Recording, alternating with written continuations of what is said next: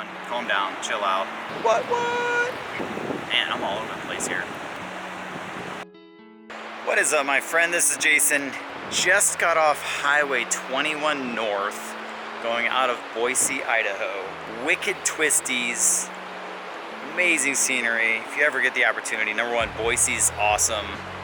That highway heading north, amazing. But the reason I'm coming to you is because I just got to my new home for the night, and it got me thinking because 1 month ago today I sold my home. A couple days later, took off, headed west, and been going ever since. So this is where I'm at tonight.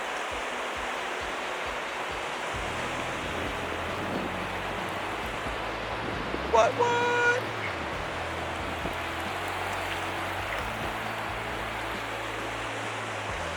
So, first of all, cheers. This is kind of like my celebration New Holland Dragon's milk. Decided I was gonna find a cool spot tonight and kind of celebrate, but that's not what this is about. I kind of want to wax philosophical for a minute and hopefully kind of the thought processes that have been pivotal through this like 3-year change and the back and forth that has happened in my overly ambitious, analytical, freaked out brain. Hopefully some of that can help you in some of the decisions that you're making. Let me back up. 3 years ago, I kind of started this process of cleaning out my life, purging everything. As I was getting ready to put my house on sale about 2 months ago, found a notebook from 2 years ago where I had outlined every project I needed to do to sell my house. That was 2 years ago. I wanted to do it then, I didn't do it, I shelved it, and then all of a sudden 2 years later, I was in the exact same spot.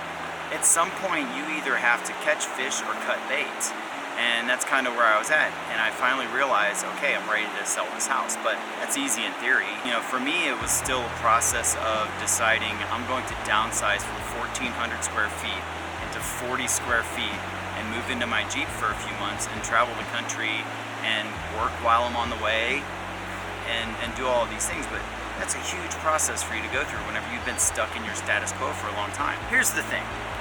Think about some of these decisions that you're thinking about making in your life that you think are massive. Changing your home, your city, your job. Here's my theory. Think about those ideas on your mind moving forward, like something ahead of you, and how much turmoil you're putting yourself through in making that decision. Now, hopefully you're in your late 20s, 30s, 40s. Think backwards. Think backwards to some of the things in your life that you thought were absolutely cataclysmic at the time. Think about maybe you changed cities, you changed jobs, you broke up with a partner, or you were broken up with and you thought that your life was over and the world was coming down on you, and in those moments you thought that that was the biggest, most pivotal thing that was happening to you. But think back to those things now and think back, in reality those things aren't that big anymore in the timeline of your life. For me, that's kind of the way I feel. I look back and I go, wow, a lot of those decisions that I was really worried about, as I look back, weren't that big of decisions, in the grand scheme of things. So now I'm looking at this decision to sell my house and change my life. I'm kind of like, okay, maybe this isn't as big of a choice as I'm making it out to be. So number one, calm down, chill out. This is a blip on the timeline of life. Number two, whenever you're making these big decisions, or you're thinking pro-con, literally do the worst case scenario and do the best case scenario. And say, you know what, if I did this thing, what's the worst that could happen? And list everything possible. The world could explode. Out of your control, but it could happen. Best things that could happen. You could be more positive. You could make more money. You could find new friends. You could find a new outlet for your life. All these things. Whatever the decision is, list all of the best case scenarios and all the worst case scenarios. I'm guessing what you're going to find is similar to what I found, which is all your worst case scenarios, probably 80% of them, will literally never happen. They are so far-fetched, they're just not gonna happen. And then the 20% of them, you look at them and you go, you know what, if that happened, I can move move, I can flex, I can shift, I can handle those things. But then you look at your best case scenarios, and what you find out is the inverse is actually true. 80% of those things could actually happen, and 20% of them may not happen.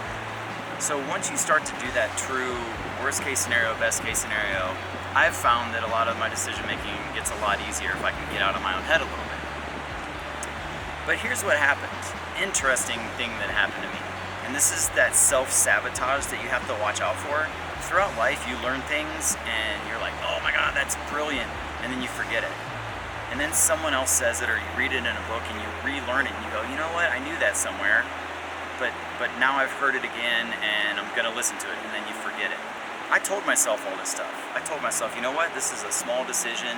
I'm selling my house. I could buy a house in another month if I decide to. I could go back to Charlotte, North Carolina if I want to. I could redo all of these things. These decisions are momentary, and they're pretty easy to go back on, assuming I don't have like crazy financial turmoil or anything like that. So I had convinced myself of those things. What ended up happening is, over the 2 months that I was selling my house, getting it ready, doing all the work all by myself, plus dealing with life, dealing with all the transitions that were happening from going from a location-dependent life in Charlotte, North Carolina to completely independent and selling all of my belongings to what fits in my Jeep. I convinced myself, oh no, you're good. Like, this is a small decision. People around me sold them on those ideas, or at least, that's what I was telling myself, so I could sleep at night. And then I noticed, like 3 or 4 weeks ago, as I got on the road, I started saying something to my dad, and I said it a couple of times. And it was me being kind of humbling myself, kind of joking with the situation, kind of like Chandler, if you don't laugh, you cry, Chandler's always making a joke because that's the only way he deals with it. So that's what I was doing, I was making jokes.